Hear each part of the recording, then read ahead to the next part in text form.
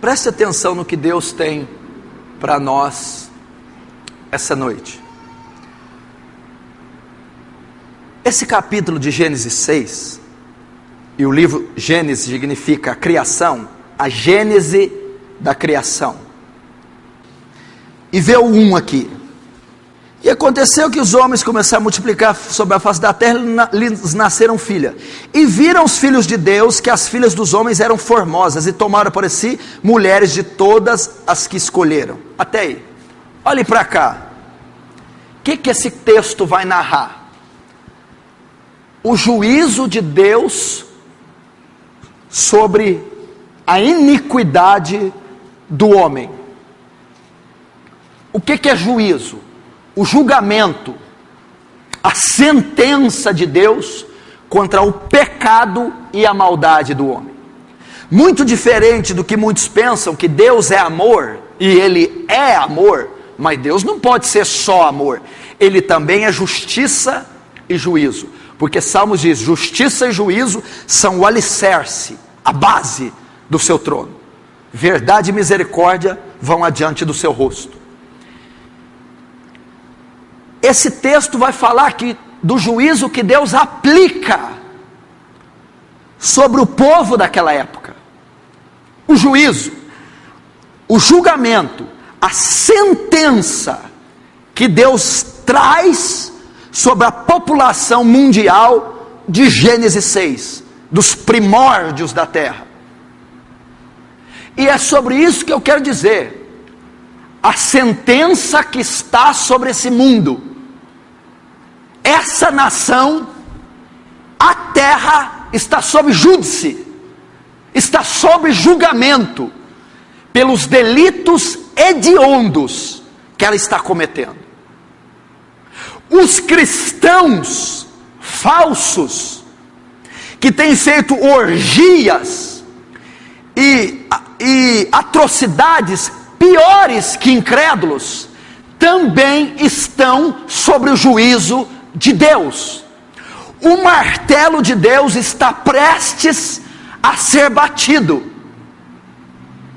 e todo aquele que anda segundo o curso desse mundo e obedece os desejos da sua carne, da sua natureza, a sua cobiça e vaidade, estão debaixo desse juízo, dessa sentença.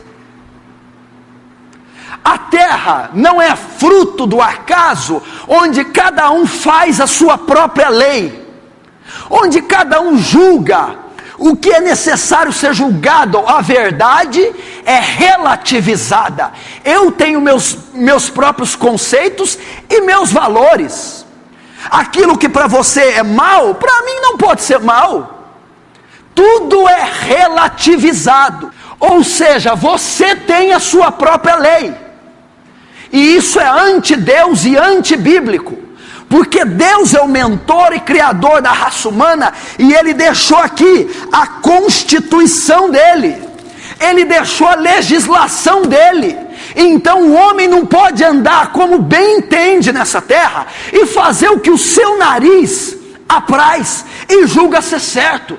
Nós vamos prestar conta, assim como cidadãos brasileiros. Se andarmos em desacordo com a legislação brasileira e as leis, e quebrarmos, prestaremos conta ao Estado, e seremos condenados pelos delitos. Se essa esfera fraca terrena tem uma política e uma justiça tão coerente, que não deixa o transgressor impune, que tem regras e leis para todos os delitos, quanto mais essa justiça eterna, perfeita, não fará justiça, o reto juiz? Então você não pode, você vai prestar contas.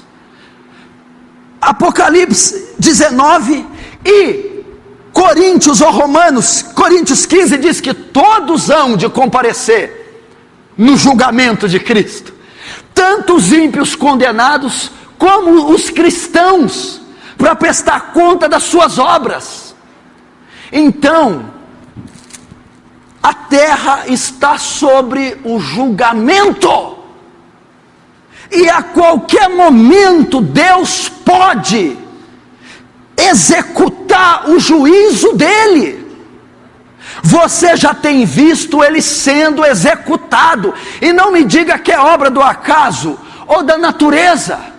Você tem visto catástrofes naturais, você tem visto a aprovação de leis imorais, mas como isso pode ser visto com juízo?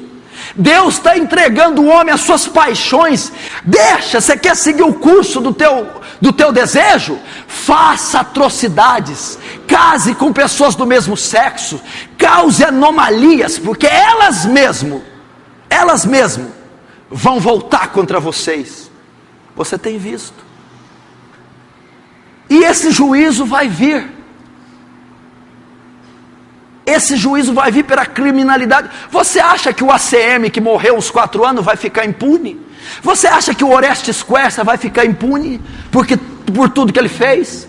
Você acha que esses assassinos, esses seriais killer das décadas de 60, 70 vão ficar impunes? Você acha que esses assassinos, você acha que Hitler, que Mussolini, que Stalin, você acha que esses políticos malditos que oprimem e destroem nossa sociedade vão ficar impunes? Não. Você acha que essas leis anti-Deus, anti-família, imorais vão ficar impunes? Você acha que esses assassinatos, traficantes, que estão destruindo nossas famílias com o advento do crack, vão ficar impunes? Não vão ficar impunes. Apocalipse 19 diz que deu mar os seus mortos, vai ressuscitar tudo para ser julgado. Não vai escapar nenhum, de Adão até hoje, todos. Está sobre o julgamento. Só que tem uma outra coisa que está sobre o julgamento. Não são só todos os moradores da terra, teu pai que não está aqui, tua mãe, teu filho, teu marido, tua mulher, estão sobre esse julgamento. Mas também a igreja, os que se dizem cristãos, estão sobre o julgamento. Primeiro, todas as religiões, os mormons, testemunhas de Jeová, a igreja católica romana vai pagar pela Inquisição, pelos milhares que ela assassinou, pela criação da donzela de ferro, da roda do desmembramento, de colocar chumbo quente derretido no ouvido. Você não tem ideia o que foi a Inquisição. Você não tem ideia quanta maldade liderada por papas e padres, atrocidades, violência, coisas absurdas. Se eles julgassem que uma pessoa era herege, eles amarravam a pessoa com a corda numa pedra e jogavam dentro d'água viva, só porque olharam, eu acho que é herege. E tantas outras coisas aqui que dá nojo de falar que eles faziam. A igreja católica romana vai prestar conta por essas atrocidades. Vai prestar contas. Vai prestar por ter proibido o casamento dos sacerdotes e ter incitado todos eles à pedofilia e ao homossexualismo. Vai prestar conta por batizar bebês e dizerem que estão salvos porque batizaram na infância. Isso é um absurdo. Vai prestar. E outros que vão prestar. A igreja que se diz cristã, a igreja que se diz a certa, os crentes, os evangélicos, eu, você, aqueles que têm a lei que você falou, pastor, a legislação, também estão sobre o martelo do Altíssimo. Por quê? Porque a Inquisição vai ser julgada, o catolicismo vai ser julgado, Allan Kardec e os seus adeptos vão ser julgados por estar invocando espíritos malignos, porque a palavra diz que o homem tem ordenado morrer uma vez só, depois disso vem o juízo. Está sobre o juízo.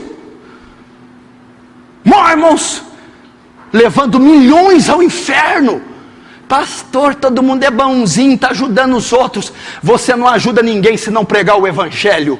Não adianta boas obras, não adianta caridade, não adianta dar banho em mendigo. Se não for o evangelho de Cristo, ele não pode salvar. Se são minhas obras que salvam, o mérito é meu.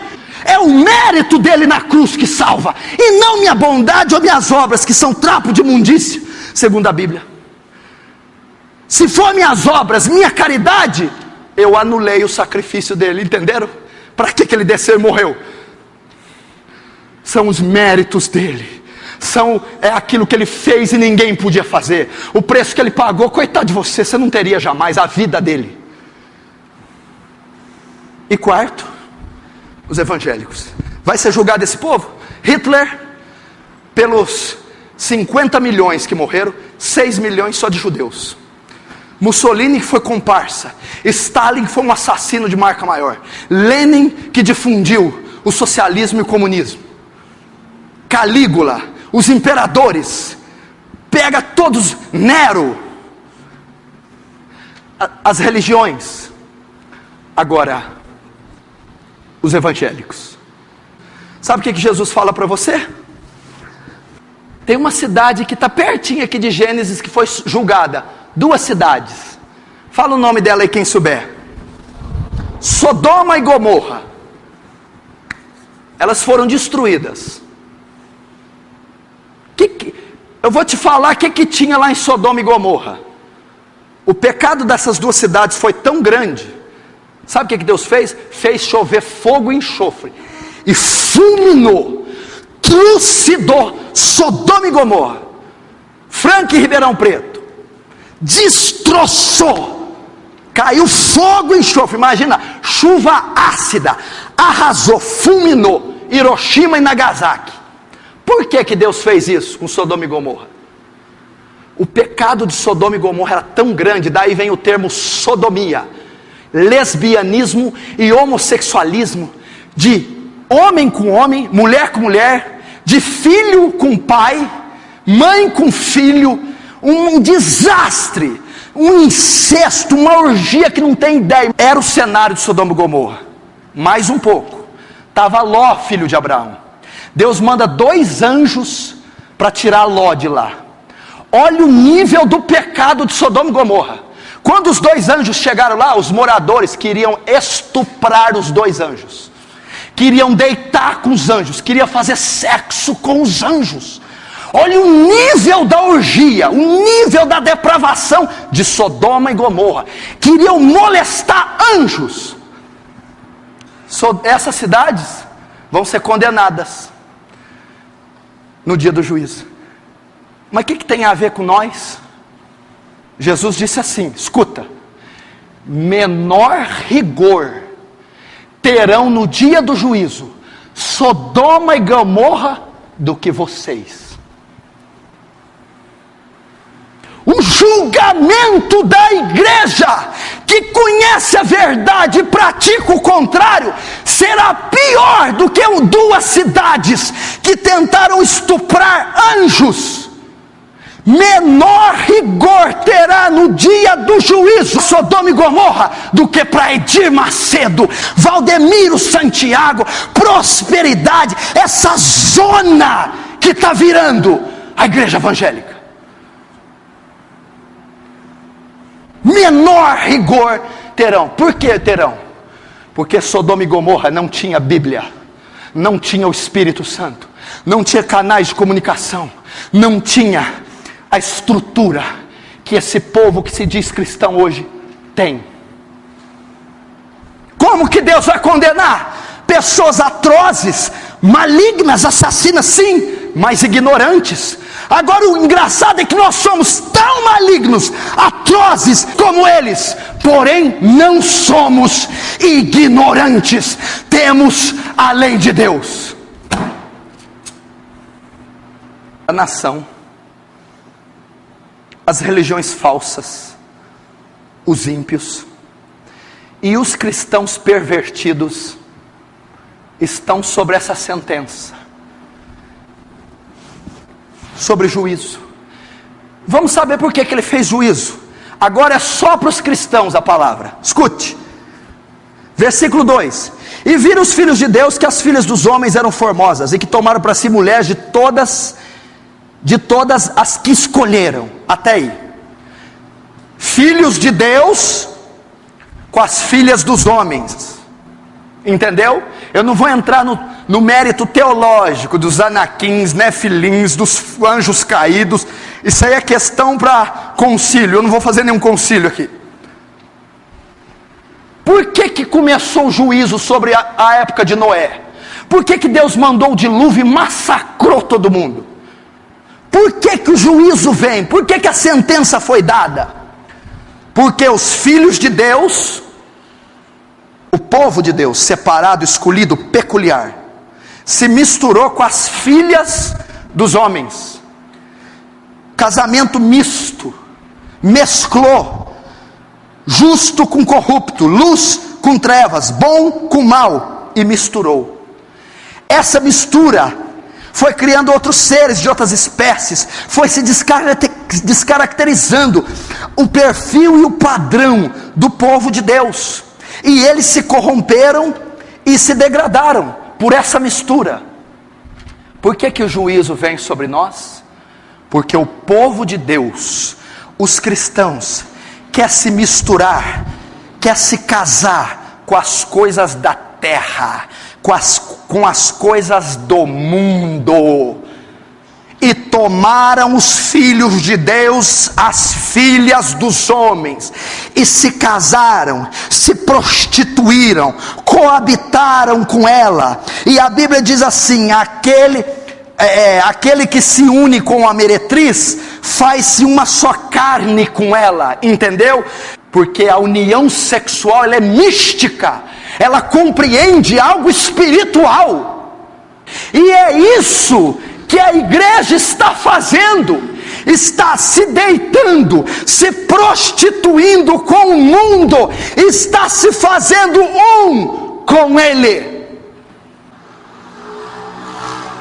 Se as técnicas que estão saindo do púlpito são psicologia, são psicoterapia, são nova era, humanismo secular, evolucionismo, e não a palavra, a mensagem do Evangelho, e não o poder do Espírito Santo, o que as igrejas estão parecendo?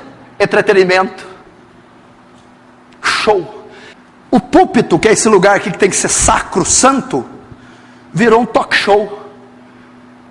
Stand-up comedy, eles estão fazendo, dia de sexta-feira com a igreja lotada. Não tem o CQC? A mesma coisa. Pessoas imitando Silvio Santos, lá, dentro da igreja. Desfile de moda em cima desse mesmo púlpito. O Senhor declarando em rede nacional: eu sou a favor do aborto, e acabou, pronto. Um homem que tem a influência que ele tem, dizendo que é a favor do aborto, e dizendo assim: se eu estiver pecando, eu pago por esse pecado, eu pago por ele. Pois vai pagar, e vai pagar com a vida.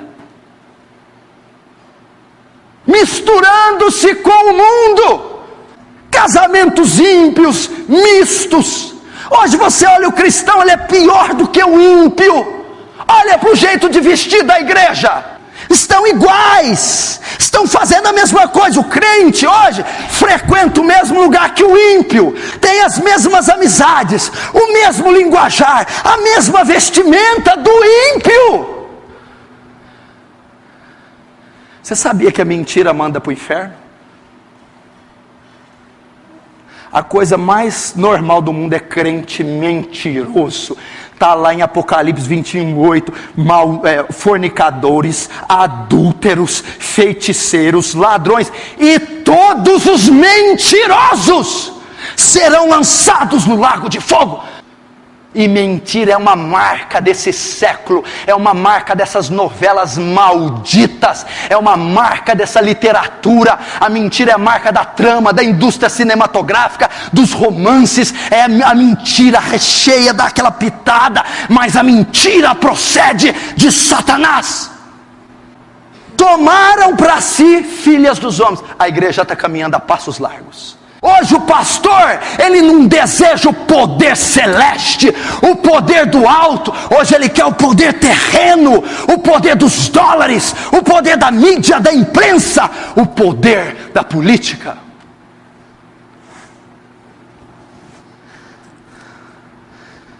Versículo 3. Então disse o Senhor: não contenderá o meu espírito para sempre com o homem, porque ele também é carne, pois os seus dias serão 120 anos.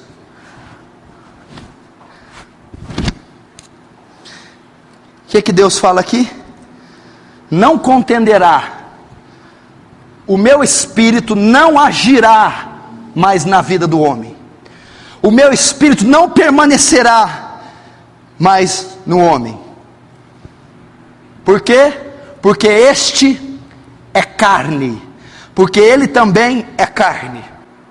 Sabe por que essas igrejas estão fazendo isso? Esses pastores são esses canalhas, esses cristãos estão fazendo coisas hediondas, porque o meu espírito não está contendendo mais com eles, porque o meu espírito não está nesses templos, porque o meu espírito não está na vida desses homens.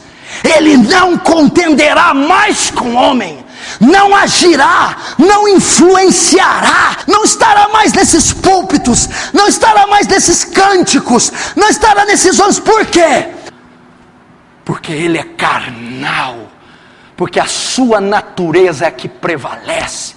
São homens que querem ter estirpes reais, vaidosos, são gananciosos. Carne, derivado da carne. De quem é carnal? Ganância. Querem poder, querem nome, querem status, querem fama, querem popularidade. São carnais. Soberba, orgulho, são orgulhosos. É a deidade do homem, se fazem de deuses, dão as palavras finais, decretam suas próprias leis, falam em nome de Deus, quando Deus não falou. Então você está vendo por que o juízo vem? Porque a cristandade está misturando com o mundanismo. Meu irmão, tem igreja que o presbitério é maçom, presbitério que enche a cara. Tem igreja que o presbitério toma o goró. Não. Jesus disse, Paulo mandou tomar, não. Vinho pode, vinho, cachaça, cerveja, cunhaque, uísque, e depois vai para o inferno e explode lá. É o cenário da cristandade. E depois aqui, os dias do homem serão 120, não quer dizer que a idade do homem diminuiu para 120, quer dizer que 120 anos foi o tempo que durou para vir o dilúvio. Agora o capítulo 5, capítulo 6, versículo 5. E viu o Senhor que a maldade do homem se multiplicara sobre a terra, e que toda a imaginação dos pensamentos do seu coração era só má e contínua. Vamos ler de novo esse versículo, que ele é muito forte. E viu o Senhor, quer dizer, viu, percebeu, notou, acompanhou, que a maldade do homem, a maldade tem vários significados: depravação, corrupção, perversão do homem, se multiplicara sobre a terra, e que toda a imaginação dos pensamentos do seu coração era só má continuamente. Olha aqui os superlativos que ele usa, olha aqui os exageros. Toda, 100%. Imaginação, o que ocupa os pensamentos. E coração, sentimentos. Era todo o homem, todo ser, mau. E continuamente, progressivo. Andava piorando. Esse era o cenário de Gênesis capítulo 6. O que aconteceu? Olha só, trazendo para nós, para a igreja. Deus estabelece a cristandade, estabelece você, confia você a palavra. Você se converte, se batiza, toma ceia, se faz um cristão. Aí com o tempo, que é a história da nossa igreja, ela começou na palavra. A igreja cristã começou na palavra. As primeiras igrejas plantadas eram bíblicas. Mas com o tempo, foram vendo as filhas dos homens. Estou desejando ela, quero casar com ela. Ela começou a desejar as filhas dos homens, o mundo, e falou: eu vou me casar. E foi entrando, foi se relacionando, namorando, noivou. Hoje está casada, está amaziada, está amigada, está no motel com ela. Qual que é a consequência? Os pensamentos do coração do homem, todos eles eram maus, continuamente. Sabe o que esse versículo quer dizer? Que o estado do homem aqui em Gênesis 6, de depravação, foi tão grande, que Deus teve que mandar o dilúvio. A orgia, a atrocidade, a imoralidade, a maldade, foi tão grande, que Deus teve que matar. Olha só de novo: e viu o Senhor que a maldade do homem se multiplicara, aumentou, extrapolou, e que toda a imaginação, 100% do pensamento do coração do homem era má, e continuamente. Irmãos, teólogos estudiosos dizem que não dá para descrever o que era o cenário da terra nesse Gênesis 6. Versículo 6: então arrependeu-se o Senhor de haver feito o homem sobre a terra, e pesou-lhe em seu coração. E disse o Senhor: destruirei de sobre a face da terra o homem que criei, desde o animal, desde o homem até o animal, até o réptil, e até as aves dos céus, porque me arrependo de os haver feito. Olhe para cá. Eu iniciei a pregação falando o quê? Que essa terra está sob julgamento. Os ímpios, os covardes, detratores, assassinos, perversos, estão sob juízo. As falsas igrejas e falsas religiões estão sob juízo, e vão prestar conta de todas as heresias que estão fazendo. E a igreja, que se for julgada, terá mais rigor do que Sodoma e Gomorra, cidades que quiseram estuprar anjos. Por que elas estão sobre o martelo de Deus? Porque se misturaram com o mundo, beberam do cálice dos demônios, beberam do fel da iniquidade, beberam da poluição da transgressão, beberam do pecado. Me arrependo de ter os feito. E esse arrependo aqui é porque não tinha uma palavra no português que ficava claro. Deus não se arrepende. Se arrepender está condicionado a homem. Só se arrepende quem não pode ver o futuro. Deus vê o futuro, não poderia se arrepender. A palavra mais apropriada para o português foi arrepende. Mas na verdade Deus mudou a disposição do coração. Só isso. Como se Deus, em vez de arrepender, Deus se entristeceu pelo homem ter pecado. É isso, fica melhor. E não se arrependeu. Nossa, se eu soubesse como ia fazer isso, não tinha feito ele. Não foi isso. É impossível. Então Deus diz: destruirei a terra, o homem. Como que Deus vai destruir? Um dilúvio. Abriu as fontes, chuvas copiosas, e o volume, o nível da água subiu. Veio e arrasou a terra, correto? Essa é a história. Matou tudo. Toda a carne foi extinta. Homens, mulheres, tudo que havia vida sobre a terra foi destruído, foi morto. Essas coisas que estão aí não vão ficar impunes. Aqui não diz que Deus só ameaçou. Aqui a Bíblia diz que Deus executou. Vai acontecer. O juízo está vindo. E para nós, sabe como que o juízo vai se consumar? No livro de Apocalipse. Vai haver os flagelos derramados sobre essa terra. Está lá em Apocalipse. Está em Mateus 24, 25. As 7 taças da ira de Deus. As 7 trombetas. A terra oscilando. Havendo terremotos, guerras, pestes.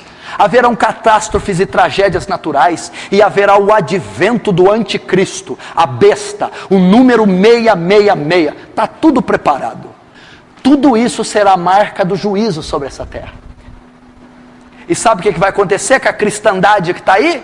O que a cristandade quer? Dinheiro. casa, carro, casamento. Não é isso que a teologia da prosperidade ensina? Escuta, carro, casa, casamento. Pois o anticristo vai dar o que a cristandade quer. Vocês querem paz na terra? Eu darei. Vocês querem dinheiro? Eu darei. Vocês querem prazer? Eu darei. Vocês querem prosperidade? Eu darei. Quer juízo maior? Quando o arrebatamento vier e tirar a igreja, e aqueles que estavam no pecado e na carne ficarem com o anticristo. Você sabia que vai haver um arrebatamento? Que a igreja será arrancada dessa terra em glória? Que os crentes santos e sinceros serão retirados da terra? E aqueles que estão lá, o dilúvio para eles, sabe o que vai ser?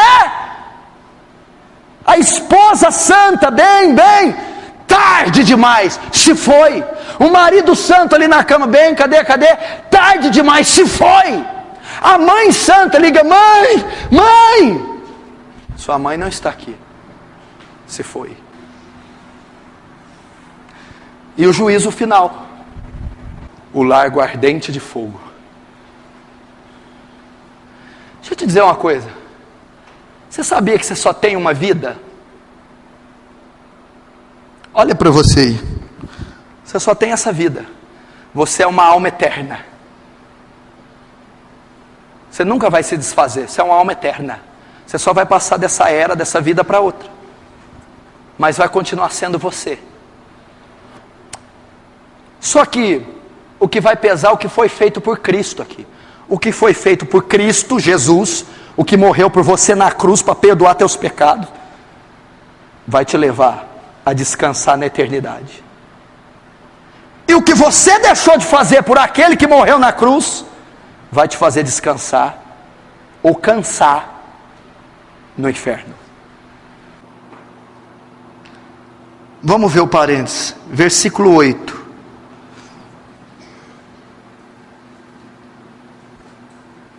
Noé, porém, achou graça aos olhos do Senhor. Agora vamos ver capítulo 7, versículo 21. No ano 600, capítulo 7, 21. No ano 600 da vida de Noé, no mês segundo, aos 17 dias do mês, naquele mesmo dia se romperam todas as fontes do grande abismo, e as janelas do céu se abriram, e choveu, chuva sobre a terra 40 dias e 40 noites. Versículo 21.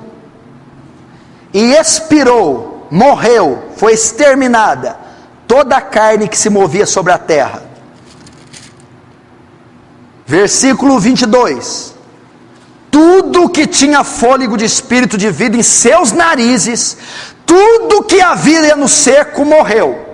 Assim foi desfeita toda a substância que havia sobre a face da terra, desde o homem até o animal, até o réptil, foram extintos da terra.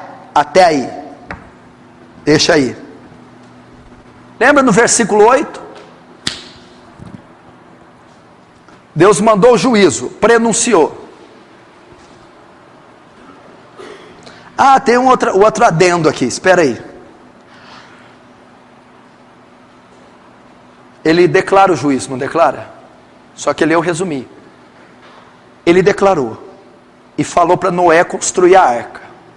Só que enquanto Noé construía a arca, Noé pregava para toda a terra: vai vir o julgamento, se arrependam. Quanto tempo durou? 120 anos. Que naquela época Noé vivia um tempo maior, ok? O que Deus faz? Ele mostra a enfermidade, Ele mostra a consequência, mas junto com a enfermidade Ele mostra a cura.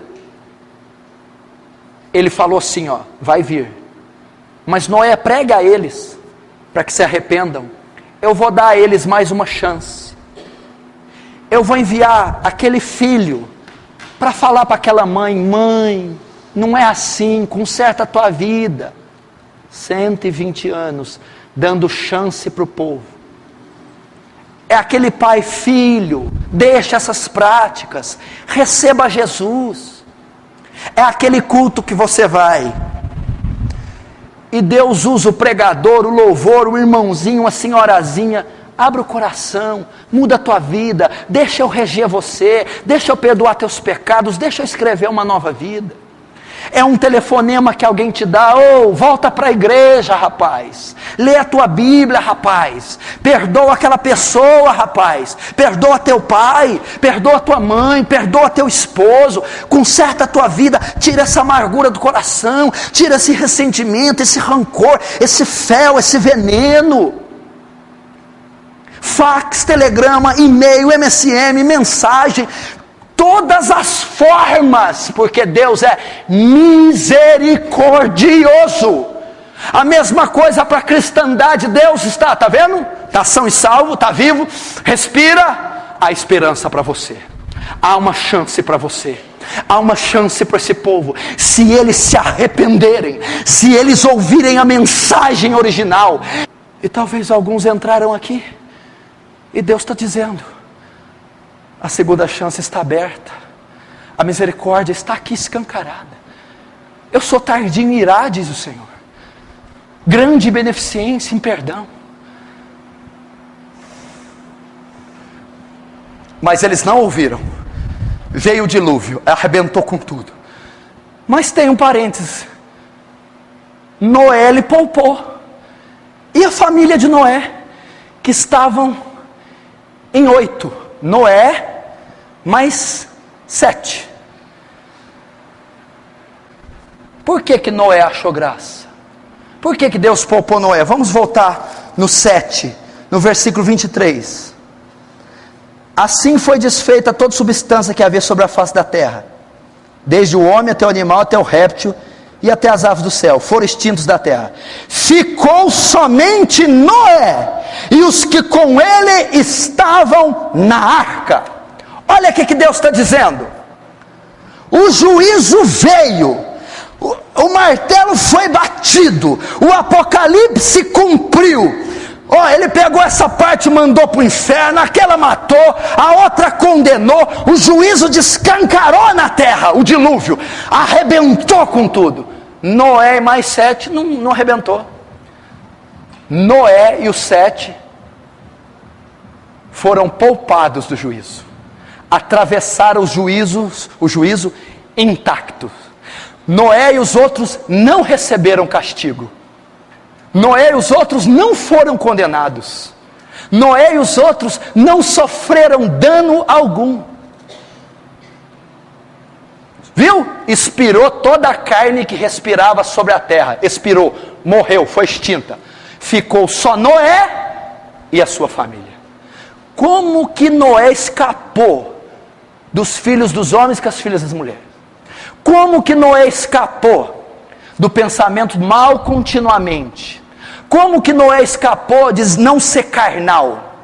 Como que Noé escapou do espírito não contender, agir mais nele? E como que Deus disse: destruirei toda a terra, e não destruiu Noé? Sabe o que significa? O juízo final virá, o apocalipse vai se cumprir, vai haver o arrebatamento, o anticristo, o falso profeta, vai haver mortes, vai haver condenação ao inferno, mas não será para todos. Alguns serão poupados do juízo final, alguns serão poupados do lago de fogo, alguns não irão para o inferno, alguns não sofrerão os flagelos e as pestes do apocalipse. Como nós fazemos então para não sofrer a justa ira de Deus, o justo juízo, o castigo de Deus, já que o martelo está para ser batido, como você falou, já que todos estão debaixo do martelo e todos serão julgados? Como faz para não ser condenado nesse julgamento? Como Noé, o julgamento veio para todo mundo, só que Noé não foi condenado, atravessou o juízo, desfez toda a vida, lembra? Só ficou Noé e os 8 e os 7. Como foi executado o juízo de Deus naquela época? Qual que foi a substância que Deus usou para executar o juízo? A água. Morreram afogados ou pressionados pela violência das águas. Sabe por que Noé não morreu? Estava dentro de um barco, dentro de uma arca. Ali o juízo não penetrou, a água não penetrou. Ali Noé foi poupado. A arca foi submersa, boiava, e era um ambiente propício para a arca.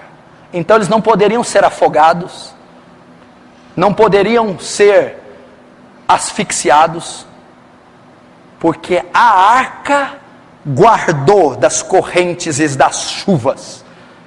A arca flutuando, ficou todo o período do dilúvio navegando. Então o juízo não penetrou na arca. Quem estava dentro da arca estava salvo. Como então, pastor, eu escapo da ira e do juízo, que o martelo está preso a ser batido sobre essa nação, sobre o mundo, sobre o Brasil, a América, a França, a Europa, a Ásia, sobre a igreja corrupta? Só tem uma maneira: sobre a cristandade corrupta, é você estando dentro da arca. E qual é o paralelo aqui? A arca foi feita obedecendo tudo aquilo que saiu da boca de Deus. A arca será assim, Deus falando, assim, assado. Como você é salvo do juízo? Obedecendo tudo que saiu da boca de Deus.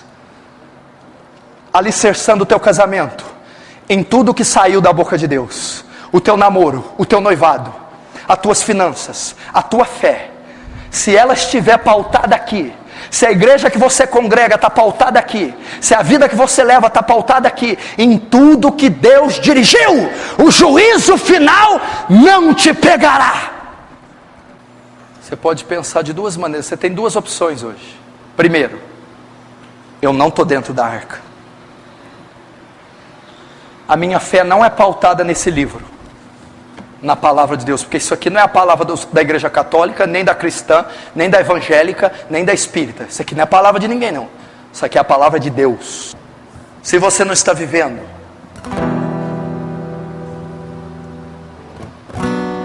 o dilúvio que vem por aí, as tragédias naturais que ainda vão vir sobre essa terra, é mistério que isso aconteça, é necessário.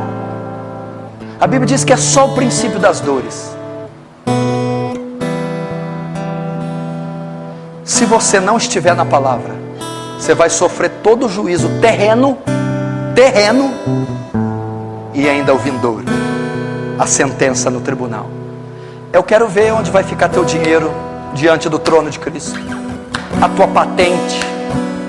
Eu quero ver você chegar bonachão na frente dele. Olha aqui, toda a vida, todo o recurso para servir a ele, nós não servimos. Agora tem a segunda faceta. Para você que está na arca, e eu sei que tem gente aqui que está na arca, o juízo não pegará você. Você ficará livre. Não porque você é bom, porque você tem mérito. É porque a arca tem dois nomes: graça e misericórdia. Misericórdia te poupou, não deu o que você merecia, te perdoou. Graça, entra dentro da arca, mesmo sem merecer. Entra, é de graça a arca. Vem, faz parte. Ah, não tem que pagar nada. Não, meu filho já pagou. Ah, mas eu tenho tanto pecado. Não, ele perdoou naquela cruz, é mesmo. Ah, eu tenho uma sentença, uma dívida tão extensa. Não, meu filho pagou, é de graça. Entra. Você já viu quem anda certo ter medo de polícia? O cara é certinho, ele vê uma polícia e se alegra, nossa. E quem anda devendo, quem é mau caráter, vê uma polícia e fica... Quem anda reto com a palavra vai ter medo de Deus? Hã? Quem está dentro da arca tem medo de Deus? Não. Quando vê ele se alegra, pois é obediente. você não sofrerá as águas do juízo, porque Ele preparou uma arca para você. Ele preparou a salvação que há em Cristo. O Filho dele desceu nessa terra 2000 anos atrás, derramou o sangue dele por você, perdoou todos os seus pecados, pagou suas dívidas, e aqui essa noite está gritando: ei, o juízo vem, o tsunami, as ondas vêm. Entrem na arca, entrem lá. Eu perdoo vocês, eu amo vocês. Quando vocês entrarem, eu fecharei, e o juízo não pegará vocês. Vão te pegar. Mas também tem um terceiro item, fator. Você não está na arca, mas essa noite você pode estar, porque a arca ainda, a água ainda não subiu, a arca ainda não foi desancorada, há espaço para mais gente. Como que eu entro nessa arca então? Pedindo perdão dos seus pecados, arrependendo dos seus pecados, das suas maldades, daquilo que você já fez com a esposa, daquilo que você já fez com o marido, daquilo que você já fez com os filhos, daquilo que você já fez com os pais, daquilo que você já fez com o seu corpo, intoxicando, usando drogas, daquilo que você já usou sua mente, o seu coração, dizendo: me arrependo, Jesus, me perdoa, Jesus, eu não quero ficar de fora dessa arca, eu não quero sofrer o juízo. É dizer: eu aceito o sacrifício do teu filho, eu aceito o que ele fez por mim, eu quero mudar de vida hoje.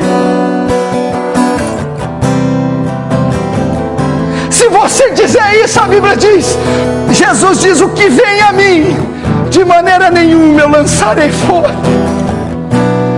A Bíblia diz: seus pecados podem ser vermelhos como a escarlata, mas eu os farei brancos como a neve. A Bíblia diz: vinde, Jesus dizendo: vinde a mim, todos os que estáis cansados e sobrecarregados, e eu vos aliviarei.